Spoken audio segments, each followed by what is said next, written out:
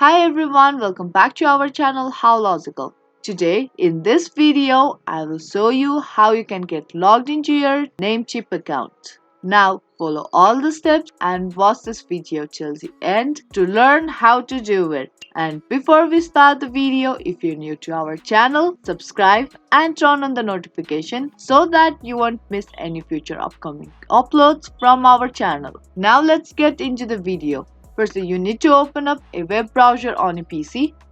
Now, you have to search for namecheap.com and press enter on your keyboard. As soon as you do that, you will be landed to its official homepage. Now, in order to get logged into your NameCheap account, you have to tap on the sign in button at the top left of your screen. Now, you have to simply type in your username followed by your password, and then you have to tap on sign in button. Now firstly type in your username and password of your account. Now if in case you have forgotten your password, you can tap on this forget your password link to retrieve your account password. Now tap on sign in button if you're done with typing in your credentials.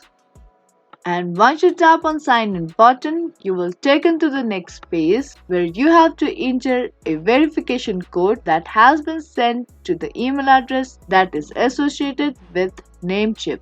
Once you get the verification code on your email, copy and paste that code.